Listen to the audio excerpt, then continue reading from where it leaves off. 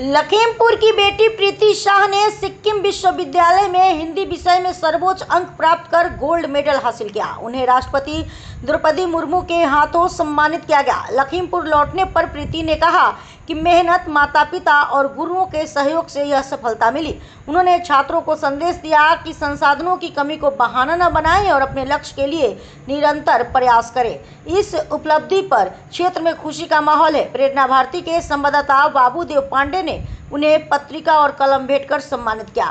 प्रस्तुत है प्रेरणा Bharti digital news network के संवाददाता बाबूदेव पांडे और प्रीति शाह की बातचीत। सबसे पहले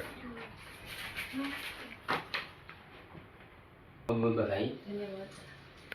और लखीमपुर के एक साधारण परिवार से निकलकर सिक्किम यूनिवर्सिटी में हिंदी में गोल्ड मेडल तक का सफर कैसा रहा? सच कहूँ तो सफ़र बिल्कुल ही आसान नहीं था। इस सफ़र में कई प्रकार की कठिनाइयों का सामना भी करना पड़ा। जब भी मैं लो फील करती थी तो मेरे परिवार के लोग, खासकर मम्मी पापा, मुझे बहुत ज़्यादा मोटिवेट करते थे और उनके संघर्षों को देख के मैं बहुत ज़्यादा प्रेरित होती थी कि कुछ मुझे अच्छा करना है जिससे मेरे मम्मी पापा का नाम रोशन हो सके, मेरा खुद का कुछ एक अस्तित्व हो सके। तो सफ़र अगर कहूँ तो बहुत टफ होने के बावजूद भी लड़ती गई, करती गई और होता गया। बस सफल हो गया। अगर मम्मी पापा खुश है तो मुझे लगता है कि हाँ, कहीं ना कहीं मैं सफल हो चुकी हूँ। आजकल लोग इंग्लिश की तरफ जो है भाग रहे हैं जी। और आपने हिंदी में स्पेशलिज्म क्यों चुना और इसमें टॉप करना कितना मुश्किल था?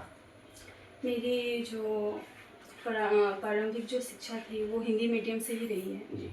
तो जब मैं स्नातक की पढ़ाई करने गई तो मैं ऑनर्स हिंदी ही ली और जैसे ही मैंने हिंदी साहित्य पढ़ा तो उसके साथ मेरा जुड़ाव बढ़ते गया और दिन प्रतिदिन मेरी रुचि हिंदी में बढ़ती चली गई और जिसके कारण मैं हिंदी को ही चुनना पसंद की और मुझे लगा कि मैं इस फील्ड में बहुत अच्छा काम कर पाऊँगी। अच्छा, चलिए, बहुत अच्छा। सिक्किम जैसे दूर राज्य में रहकर पढ़ाई करना, घर की याद, भाषा को दिक्कत, सबसे बड़ा चैलेंजेस क्या लगा? चैलेंजेस तो आप कोई किसी भी जगह पे जाइए, कहीं ना कहीं आपको कुछ ना कुछ फेस तो करना ही पड़ेगा। भाषा के तौर पे कहूँ तो सिक्किम में उस तरीके से भाषा को लेके कोई उस तरीके से मुझे दिक्कत नहीं हुई क्योंकि वहाँ पे लोग नेपाली भी बोलते हैं, हिंदी भी बोलते हैं, लेप्चा लिंगू भूटिया भी है, लेकिन हिंदी चलती है तो जिसके कारण मुझे उतनी तो कठिनाई नहीं हुई। और रही घर की बात तो घर की याद तो आएगी ही, बेशक आएगी, लेकिन जो हमारे विभाग के शिक्षकगण थे वो बहुत ज़्यादा हमें प्यार करते थे जिसके कारण उतना ज़्यादा तो फील नहीं कर पाते थे कि घर पे नहीं है, लेकिन हाँ, याद तो आती थी। अच्छा, आपकी इस सफलता के पीछे किसका सबसे बड़ा हाथ रहा? माता पिता, टीचर या कोई बुक? मैं कहूँगी तीनों का ही हाथ रहा है क्योंकि परिवार में खासकर मम्मी पापा, मेरे शिक्षकगण और किताब भी हमें बहुत सहायता करती है किसी चीज़ को करने के लिए। उनसे हमें बहुत शिक्षा मिलती है जिसके द्वारा हम कामों को करते हैं। लखीमपुर की बेटी होने के नाते यहाँ के उन स्टूडेंटों को क्या कहेंगे जो सोचते हैं छोटे शहर में कुछ बड़ा नहीं कर सकते? छोटे शहर के जो विद्यार्थी हैं उनको मैं यही कहना चाहूँगी कि छोटे और बड़े से कोई मतलब नहीं रखता। अगर आप में जज्बा है तो आप कुछ भी कर सकते हो। आप छोटे शहर से भी होके आप बहुत कुछ कर सकते हो। ये उदाहरण स्वरूप वो लोग के लिए अच्छा होगा जी।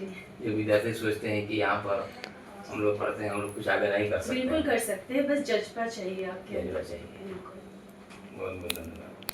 अच्छा, आप भोजपुरी क्षेत्र से हैं, क्या आपको लगता है हिंदी और भोजपुरी मिलकर स्टूडेंट को और स्ट्रॉन्ग बना सकती है? बिल्कुल बना सकती है। जैसे कि मेरी जो मातृभाषा है वो भोजपुरी है, ठीक है, तो मुझे लगता है कि मातृभाषा को बचाए रखने के साथ खुद के संस्कृति को भी बचा के रखना है। जैसे कि आप ऐसे बिहार से बिलोंग करते हैं ना? हाँ, बिहार से छपरा। छपरा गाँव का नाम दिखवाड़ा। दिघवाड़ा।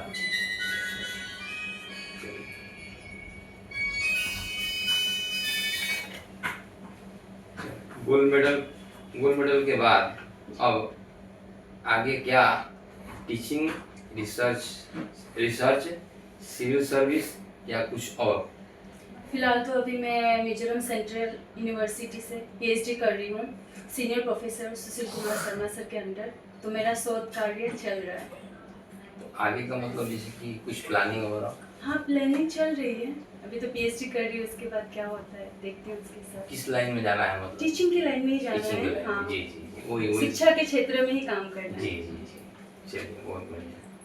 अच्छा, जब राष्ट्रपति द्रौपदी मुर्मू जी से आपने मेडल लिया, उस पर लखीमपुर और माता पिता का ये चेहरा दिमाग में आया था? बिल्कुल आया था, जी जी, चलिए। बिल्कुल आया था। माता पिता लखीमपुर का? हाँ, खासकर मम्मी पापा का। लेकिन उस समय ये भी फील कर रही थी कि लखीमपुर जैसे टाउन से उठ के जाना और एक राष्ट्रपति द्वारा वो सम्मानित होना, मुझे लगता है कि हाँ। बहुत ऐसे स्टूडेंट को मैंने, जैसे कि आपके पीछे तो बहुत स्टूडेंट होंगे जी, उनको भी ऐसा मैंने फील होता होगा कि हमको भी ऐसा हो मिले, बिल्कुल। है कि नहीं? जी, लगभग यूनिवर्सिटी में कितना स्टूडेंट होंगे? 13,070 जो 13,070। 3 साल 2023, 24 और 25 में पास आउट हुए हैं, जी। जिसमें से 750 स्टूडेंट गोल्ड मेडलिस्ट हुए हैं, जी। जिनमें से बस 9 बच्चों का सिलेक्शन हुआ था जी राष्ट्रपति द्वारा मिलने के लिए, जिसमें सेकंड नंबर पे मेरा नाम था। जी, चलिए। अच्छा, अंत में हिंदी में मतलब हिंदी स्कूल से निकल करके, जैसे कि प्रारंभिक शिक्षा जैसे मुझे जानकारी है कि आप हिंदी मीडियम से किए हैं, बिल्कुल।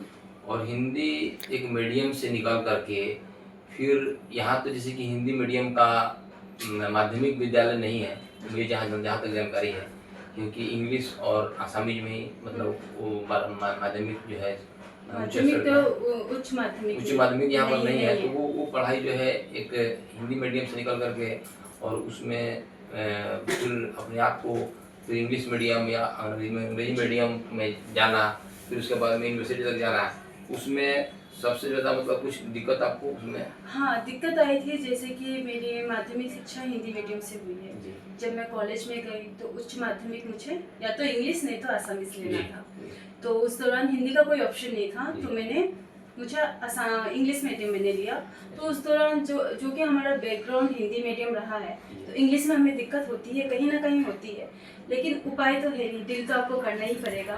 तो उसको मिला के एडजस्ट करके आगे बढ़े। फिर जब स्नातक गए तो वहाँ पे ऑनर्स हिंदी लिया, तब से चीज़ें और बढ़ती गई, होते गया, ईश्वर की कृपा थी। मतलब आपके हिसाब से क्या इस चीज़ को थोड़ा सा चेंज करने की ज़रूरत है? चेंज करने की तो ज़रूरत है, लेकिन जैसे आप जैसे बोल रहे हैं कि जिस तरह से आपने वो सर्वाइव किया, सब मैं स्टूडेंट सर्वाइव इसलिए कर पाए क्योंकि मुझे असमीज आती थी, मैं समझती थी, तो मैं डील कर ली चीज़ों से, है ना। और असम में रह रहे हैं तो मुझे लगता है कि हाँ, हमें असमी सीखनी चाहिए, बोलनी चाहिए, पढ़नी चाहिए, क्योंकि जहाँ पे रह रहे हैं वहाँ के तो लैंग्वेज हमें आना चाहिए ना, कम से कम, है ना। चलिए, बहुत बढ़िया। अच्छा, अंत में भोजपुरी दुनिया के पाठकों के लिए एक लाइन में क्या संदेश देना चाहेंगे आप? मैं यही संदेश देना चाहूँगी कि अपनी मातृभाषा, अपनी संस्कृति से जुड़े रहे, क्योंकि वही हमारी पहचान है।